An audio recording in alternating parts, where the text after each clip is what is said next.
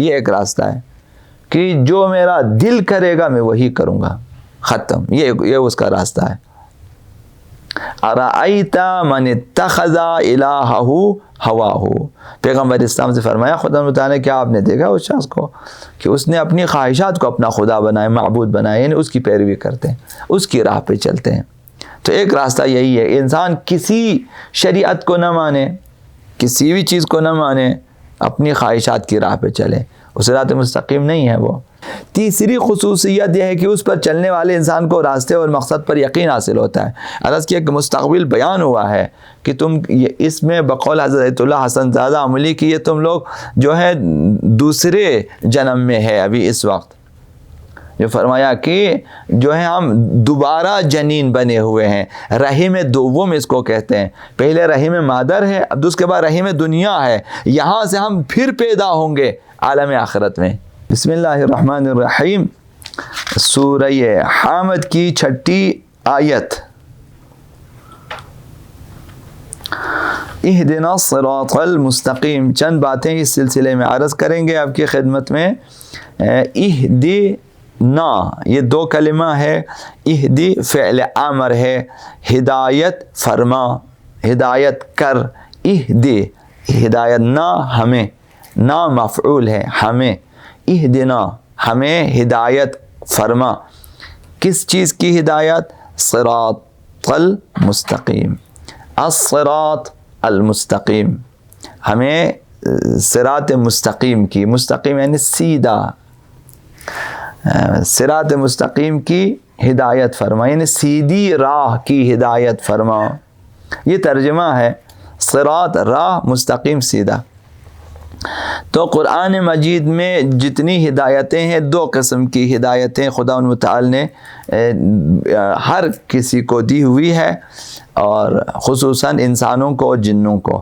ہدایت تکوینی ہے، وہ تمام مخلوقات کو خدا متعال نے دی ہوئی ہے، یعنی ایک قسم کی ہدایت انہیں دی ہوئی ہے کہ جس کے مطابق انہیں پتہ ہے کہ دنیا میں انہیں کیا کرنا ہے، اور وہ وہی کرتے ہیں۔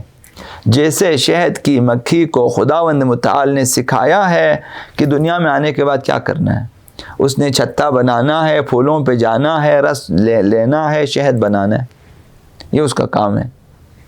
اسی طرح بہت سارے پرندوں کو سکھایا ہوا گھونسلہ کس طرح بنانا ہے، بچے کس طرح پیدا کرنے ہیں، ان کی تربیت کس طرح، ان کی خوراک کہاں پر ہے، یہ بھی انہیں پتہ ہے۔ یعنی یہ ساری چیزیں پہلے سے، بعض پرندوں کو جو ہے ہزاروں میل سفر کرنے کی ہدایت دی ہوئی ہے کہ سردیوں میں کہاں جانا ہے، گرمیوں میں کہاں جانا ہے۔ اب یہ جو جگہیں یا شہر یا علاقے یا ممالک ہیں، یہ بلا بتائے انہیں خود بخود پتہ ہے کہ ہمیں کس طرف جانا ہے، اور کس ملک میں جانا ہے، کس شہر میں جانا ہے، کہاں گھونسلہ بنانا ہے۔ انہی علاقوں میں ہم دیکھا، اسی بارگاہ میں ہم نے دیکھا، سال ہر سال سے جو ہے ابابیل یہاں پہ بناتے ہیں، ہر سال آتے ہیں، بناتے ہیں، چلے جاتے ہیں۔ ظاہر وہ پہلے والے ابابیل نہیں ہیں، وہ تو خیر مر گئے ہوں گے، اب دوسرے بچے، تیسرے بچے آتے ہیں، 2 دفعہ 3 دفعہ، 1 دفعہ بچے پیدا بڑے کر چلے جاتے ہیں، پھر غائب ہو جاتے ہیں، پھر ٹھیک ٹائم پہ یہیں پہ دوبارہ پہنچ جاتے ہیں۔ یہ ہدایت تکوینی ہے، دی ہوئی ہے۔ آنکھوں کو ہدایت دی ہوئی ہے کہ کس طرح دیکھنا ہے۔ آپ کے خون میں جتنے بھی خلیے یا سیلز موجود ہیں، انہیں ہدایت دی ہوئی ہے کہ کس علاقے میں، کس عضو میں جا کر کیا کرنا ہے، انہیں ہدایت دی ہوئی ہے۔ آنکھوں کے لیے خلیوں کو بتایا ہوا ہے کہ یہاں تم نے یہ کام کرنا ہے، آنکھوں کے لیے پتلی بنانا ہے، آنسو بنانا ہے، ان کو تر رکھنا ہے، وغیرہ وغیرہ۔ بالوں کے لیے بنایا ہوا ہے کہ بھائی یہاں پہ تم نے بال بنانا ہے، اور اسی طرح سے منہ میں جا کے لعاب بنانا ہے، مثلا ہڈیوں کے لیے کیا کام، یہ ساری ہدایتیں انہیں دی ہوئی ہے۔ معدے میں جا کے کیا کرنا ہے، رگوں میں جا کے کیا کرنا ہے، یہ سب کچھ انہیں پتہ ہے۔ سفید خون اور سرخ خون، سب کو، ان کے جتنے بھی خلیے وغیرہ ہیں، سیلز، ان کو پتہ ہے۔ یہ ساری ہدایتیں خدا کی طرف سے دی ہوئی ہیں۔ یہ ہدایتیں تکوینی ہے کہ ہر چیز کو دی ہوئی ہے، نباتات کو بھی، جمادات کو بھی، جو ہیں حیوانات کو، انسان، تمام جو مخلوقات ہیں سب کو دی ہوئی ہے۔ پتوں کو دی ہوئی ہے، پانی کو بھی اپنی ہدایت دی ہوئی ہے، ہواؤں کو اپنی ہدایت ملی ہوئی ہے، زمین کو اپنی ہدایت ملی ہوئی ہے، بادلوں کو اپنی ہدایت ملی ہوئی ہے، کہاں پہ کیا کرنا ہے۔ سب کچھ معلوم ہے. جس کو کہتے ہیں ہدایت تکوینی، کہ خدا متعال نے جو ہے سورہ طٰہٰ کی 50ویں آیت میں فرمایا ربنا الذی اعطی کل شیء خلقہ ثم ہدا.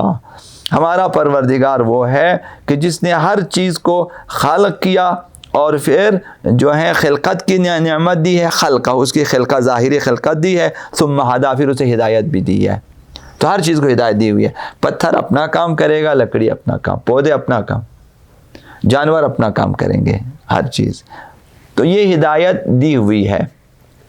دوسری ہدایت تشریعی ہے جو کہ سب کو معلوم ہے، جو انبیاء کے ذریعے اور کتب آسمانی کے ذریعہ ہم تک پہنچی ہوئی ہے، کہ مکمل ضابطۂ حیات شریعت کی صورت میں، مذہب کی صورت میں خدا متعال نے جو ہے اپنے نبیوں کو دی ہے کہ یہ امت تک پہنچا دیں اور انہیں سمجھا دیں کہ رہن سہن، داد و دہائی، تجارت، لین دین کس طرح کرنی ہے، عبادت کس طرح کرنی ہے، تجارت کس طرح کرنی ہے، ازدواج کس طرح سے، تمہاری ذمہ داری کیا ہے، تمہارے حقوق کیا ہیں.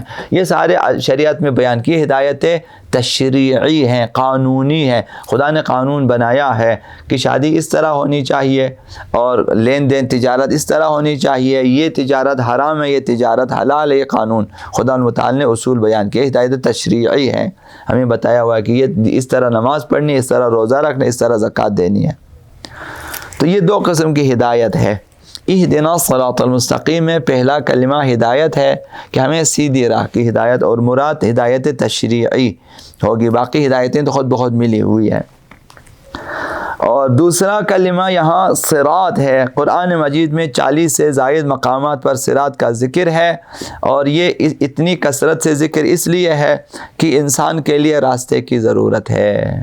مہم ترین چیز انسان کے لیے راستہ ہے کہ انسان نے کس راستے پہ جانا ہے تاکہ منزل مقصود تک پہنچے. اس لیے خدا متعال نے اس پہ تاکید کی ہوئی ہے، صراط، کہ کس راستے پہ تم جا رہے ہو. تو خداوند متعال کی طرف سے ایک ہی راستہ ہے اور وہ ہے صراط مستقیم، جس کو خداوند متعال نے خود فرمایا کہ یہ مستقیم راستہ ہے، اس پہ چلنا چاہیے.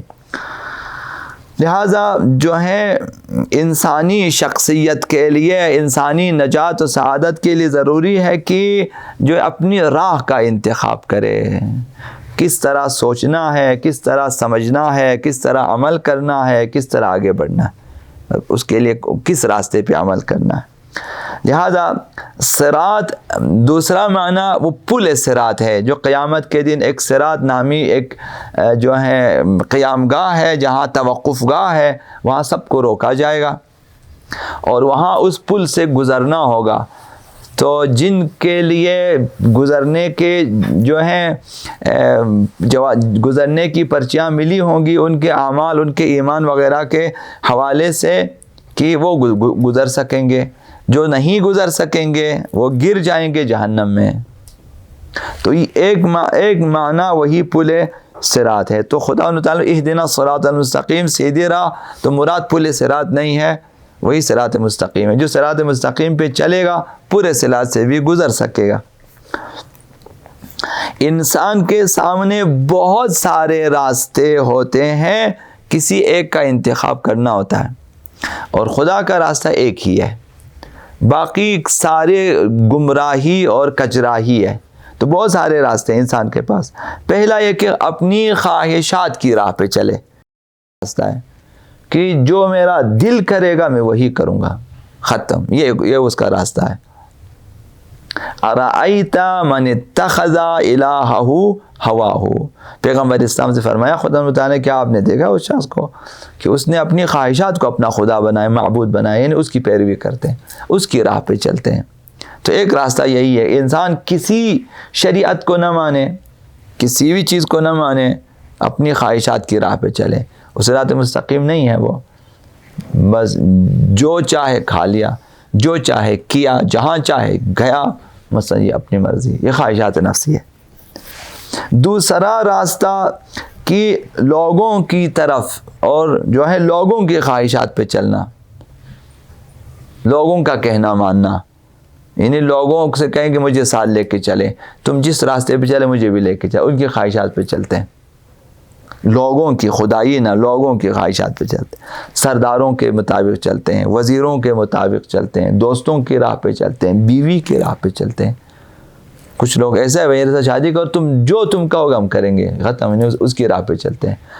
کتنے لوگ عیسائیت جو ہے ظاہراً یا باطناً نہیں معلوم قبول کر چکے ہیں، چونکہ عیسائی لڑکی سے شادی کرنی تھی. پہلے ایسا ہوتا تھا کہ مسلمان مثلاً ان کا کہنا ہوتا ہے کہ آپ اسلام کا ہوتا ہے کہ ہم آپ سے شادی کریں. ابھی الٹا ہو گیا، کہتے ہیں عیسائی قبول تھا کہ عیسائی لڑکیوں سے مثلاً شادی کر سکے. تو یہ ایک راستہ ہے دوسروں کی راہ پہ چلنا، اپنا کوئی راستہ نہیں، اپنا کوئی اختیار نہیں ہے، دوسروں کی خواہشات پہ چلتے ہیں، جو تو کہے گا وہی مثلا. یہ دوسرا راستہ ہے. تیسرا راستہ شیطانی وسوسوں کی راہ ہیں، جو تقریباً وہی خواہشات نفسانی کے ساتھ ہیں، یا پھر وہی شیطان پرستی ہے. ٹھیک دین کے برعکس چلیں گے، تمام گناہوں کو صحیح سمجھیں گے، تمام غلط کاموں کو ٹھیک سمجھیں گے. شیطانی راستے، شیطان جس طرح وسوسہ کرتا جائے وہ بھی اسی طرح سے عمل کرتا جائے. یہ بھی وہی خواہشات نفسانی کی ایک صورت ہے، کیونکہ شیطان کے لیے خواہشات نفسانی پلیٹ فارم ہے. اور چوتھا راستہ طاغوت کے راستے ہیں، وہ لوگ جو حاکمان زور و تزویر ہیں، جابر ہیں، ظالم ہیں، ان کا ظلم سہتے رہیں، جو وہ کہیں وہ اسی طرح عمل کریں. ان کی خواہشات پہ نہیں چلتے، لیکن ان کے قوانین کے مطابق چلتے ہیں، ان کے زور و زبردستی کے مطابق چلتے ہیں. مثلا فرعون کی پیروی کرتے ہیں، شداد کی پیروی کرتے ہیں، اور نمرود کی پیروی کرتے ہیں، ظالم ستمگر لوگوں کی، طاغوتی جو لوگوں کا استحصال کرتے ہیں. اور پانچواں راستہ گزشتہ لوگوں کی راہ، ہمارا کوئی نہیں، گزشتہ ہمارے آبا و اجداد جس طرح جا رہے ہیں ہم اسی طرح جا رہے ہیں. وہ بت پرست ہے، ہم بھی بت پرستی، وہ ستارہ پرست ہے، ہم بھی ستارہ پرست، اس طرح سے. اور چھٹا راستہ وہی خدا، رسول اور اولیاء الہی کا راستہ ہے، انبیاء کا راستہ ہے. اب مومن کی شان یہ ہے کہ وہ اللہ، رسول اور انبیاء کی راہ پہ چلے ہیں، نہ کہ طاغوت کی راہ پہ، نہ کہ خواہشات کی راہ پہ، نہ دوسروں کی راہ پہ. لہٰذا الہی راستے کا انتخاب کیوں کرنا چاہیے؟ اس لیے کہ خدائی راستہ پائیدار ہے، جبکہ طاغوتی اور انسانی خواہشات کی راہیں ہر روز تبدیل ہوتی رہتی. آج وہ کہے گا یہ کرو، آج وہ کرے، کل کہے گا یہ نہیں، یہ ختم، کوئی اور کام کریں، بدلتا رہتا ہے، اور نتیجہ بھی نہیں ہے. وہ صرف چند دنوں کے لیے آپ کو راستے بتاتے ہیں، اس کے بعد مستقبل کسی راہ میں نہیں ہے. کوئی بھی شخص، کوئی طاغوت، نہ شیطان، نہ خواہشات نفس ہمارا، کوئی بھی آپ کو مستقبل کا پتہ نہیں بتائے گا آگے کیا ہوگا تمہارا. صرف اتنا کہے گا کچھ بھی نہیں، آگے ختم ہے. تو وہ صرف چند روزہ ہے، فانی ہے. الہی راستے میں ابدی ہے، بھئی ہمیشہ ہمیشہ کے لیے ہے. اور وہ بھی کہ تم تصور بھی نہیں کر سکتے وہاں کیا کچھ تمہارے لیے ہے. تو صرف روشن مستقبل تعریف بھی کی گئی ہے، بیان بھی کی گئی ہے، دلائل بھی دی ہے، وہ صرف خدائی راستہ ہے. تو خدائی راستہ مضبوط ہے، مستحکم ہے، لا یتغیر ہے، اس میں تبدیلی نہیں ہے، اور کامیابی کی خوشخبری بھی ہے. دوسرا جو ہے دوسری خصوصیت صراط مستقیم خدائی راستے کی یہ کہ ایک ہی ہے، جبکہ دوسرے راستے متعدد ہیں. فرعون کا راستہ کچھ اور ہے، حامان کچھ اور، شداد کچھ اور ہے. دوسروں کے پیروی کرنے والے کے لیے ہزاروں راستے ہیں، جبکہ صراط مستقیم ایک ہی ہے. تو لہٰذا ایک راستہ ٹھیک ہے، اس پہ چلنے والے سب ایک جیسے ہیں، آگے بڑھیں گے. کئی راستوں پہ چلنے کی انہیں ضرورت نہیں، ایک ہی راستہ ہے، مطمئن ہو کہ اسی راستے پہ چلیں. تیسری خصوصیت یہ ہے کہ اس پر چلنے والے انسان کو راستے اور مقصد پر یقین حاصل ہوتا ہے. عرض کیا کہ مستقبل بیان ہوا ہے کہ تم اس میں بقول حضرت اللہ حسن زادہ عملی کی یہ تم لوگ جو ہے دوسرے جنم میں ہے. ابھی اس وقت جو فرمایا کہ جو ہے ہم دوبارہ جنین بنے ہوئے ہیں، رحم دوم اس کو کہتے ہیں. پہلے رحم مادر ہے، اب اس کے بعد رحم دنیا ہے. یہاں سے ہم پھر پیدا ہوں گے عالم آخرت میں. شکم مادر سے پیدا ہوئے ہیں دنیا میں، اس دنیا یہ بھی رحم ہے، یہ بھی بچہ دانی سمجھے، رحم ہے، یہاں بھی ہماری پرورش ہو رہی ہے. پھر ہم نے جنم لینا ہے اگلی دنیا میں. تو کبھی بھی ہم فنا نہیں ہوتے، یہاں ہمیں انتقال کہا گیا ہے، ہم منتقل ہو جاتے ہیں. فلاں شخص کا انتقال ہو گیا، یعنی وہ منتقل ہو گیا اس دنیا سے دوسری، یعنی وہ جو ہے اپنی دوسری جنم میں جا چکا ہے، دوسرے عالم میں. تو خدائی راستے پر یہ ہے کہ منزل کا پتہ ہے اور منزل پر عقیدہ بھی ہے. جس طرح ہمارا عقیدہ معاد کے اوپر ہے اور معاد کے بارے میں تفصیلات خداوند متعال نے اور انبیاء نے بیان کیے ہوئے ہیں. تو ایک یہ ہے فائدہ اور مستحکم. اور چوتھی خصوصیت صراط مستقیم کی یہ ہے کہ اس راہ پر چلنے والے شکست اور ناکامی کا اس پہ کوئی سوال ہی نہیں ہے. جو بھی اس راہ پہ چلے گا کامیاب ہوگا. نہ چلنے والے ناکام ہوں گے، چلنے والے حتماً کامیابی ہے. چونکہ یہاں کجی نہیں ہے، یہاں پہ کہیں شکست پائی نہیں ہے، یہاں کہیں بھی رکاوٹ نہیں ہے. یہاں آپ چلے جائیں گے، یہ نہ جائیں وہ پھر اپنی مرضی ہے، چلیں گے تو کامیابی ہے. کامیابی ہے یعنی اللہ رسول کے بتائے ہوئے راستے پہ چلیں، کامیابی. تو اس لیے مومن کو چاہیے کہ خدائی راہ کا انتخاب کریں جو کہ صراط مستقیم ہے. اور اس کی خصوصیت یہ پائیداری ہے، روشن مستقبل ہے، منزل کا پتہ ہے، اور رہنما بھی سچے ہیں، رہنما بھی اچھے ہیں، دلسوز ہیں، شفیق ہیں، اور رفقائے کار بھی اولیاء الہی ہیں. وہ سب آگے جا رہے ہیں اور ہمیں بھی اپنے ساتھ لے کے جا رہے ہیں. یہاں بھی ہمیں نہیں چھوڑتے، قیامت کے دن بھی نہیں چھوڑتے، وہ ہمارے ساتھ ہیں. جبکہ باقی جتنی بھی راہیں ہیں اس راہ کے پہ چلانے والے کبھی بھی آپ کا ساتھ نہیں دیتے، وہ آپ کو چھوڑ دیتے ہیں راستے میں. تو یہ کہ راہیں بہت ہیں، مومن کو چاہیے کہ الہی راستے کا انتخاب کریں جو مطمئن ترین راستہ ہے اور سعادت مند والا راستہ. صراط مستقیم یعنی سیدھی راہ، یہ راہ خدا ہے کہ خدا تعالی نے فرمایا ان ربی علی صراط مستقیم، میرا پروردگار سیدھی راہ پر ہے. تو یہ راہ پروردگار ہے، خدا نے فرمایا میرا راستہ ہے اور میرا راستہ بالکل سیدھا ہے، آپ کو کہیں جو ہے مڑنے کی ضرورت نہیں ہے. تو نمبر ایک صراط مستقیم خدا کا راستہ ہے، اور یہ کہ انبیاء کا راستہ ہے. انک لمن المرسلین، پیغمبر اسلام سے فرمایا سورہ یاسین میں انک لمن المرسلین، آپ مرسلین میں سے ہو، یعنی آپ رسولوں میں سے ہو. علی صراط مستقیم، آپ سیدھی راہ پر ہیں، خدا سیدھی راہ پر ہے، انبیاء سیدھی راہ پر ہیں. حد اقل جو ہے پیغمبر اسلام کے بارے میں تو یہ آیت ہے کہ انک علی صراط مستقیم، کہ آپ سیدھی راہ پر ہیں. انک لمن المرسلین علی صراط مستقیم، آپ مرسلین میں سے اور سیدھی راہ پر ہیں.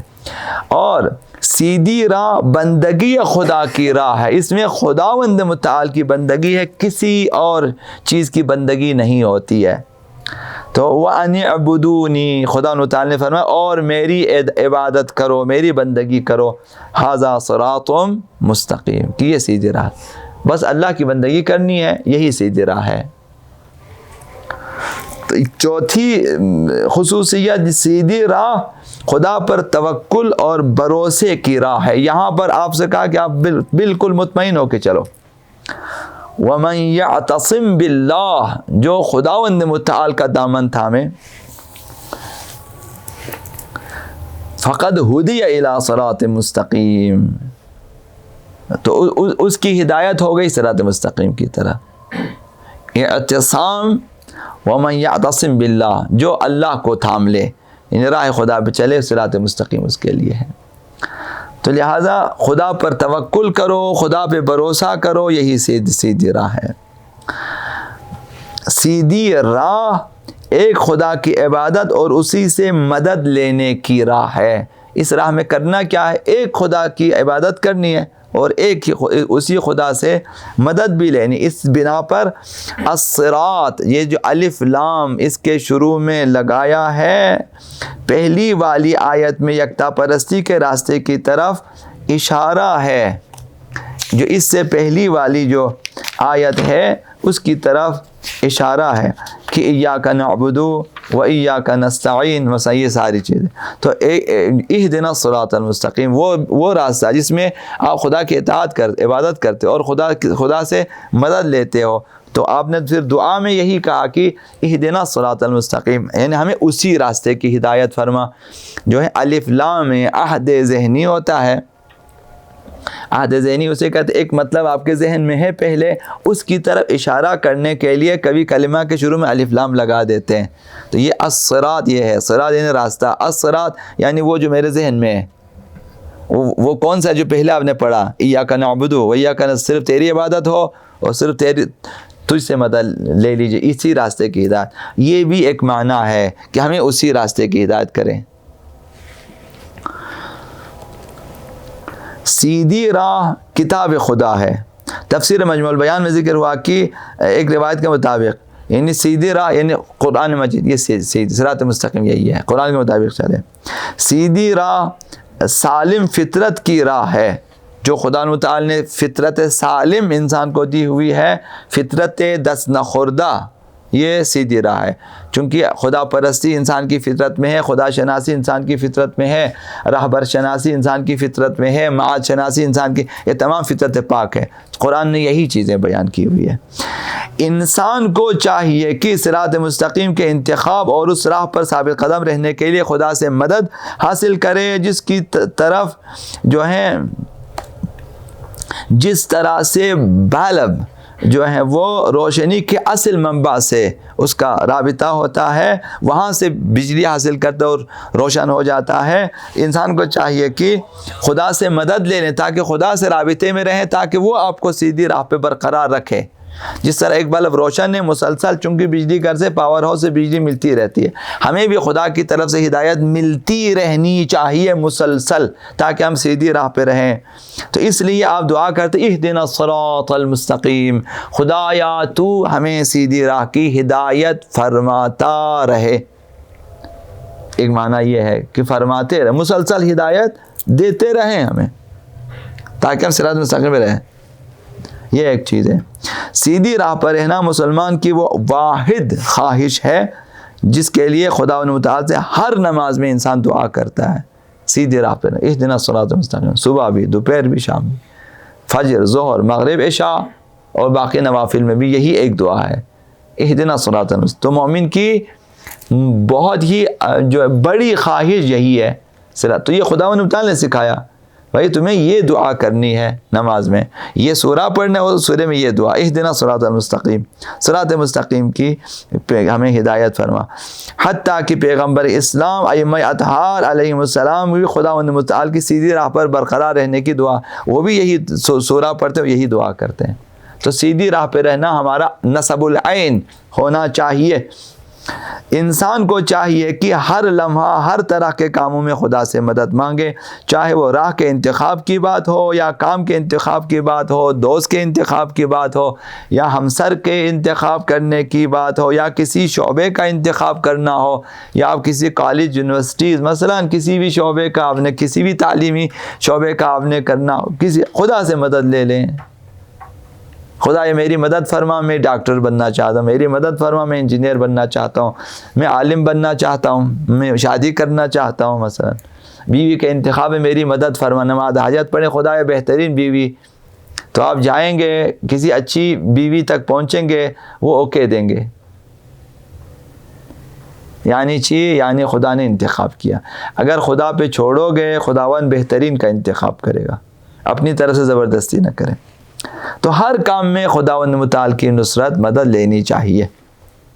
حدیث بھی پہلے آپ کی خدمت میں نے عرض کیا. بعض اوقات ایسا ہوتا ہے کہ انسان عقائد میں تو صحیح فکر کرتا ہے لیکن عمل میں لغزش کھاتا ہے، کبھی اس کے برعکس ہوتا ہے.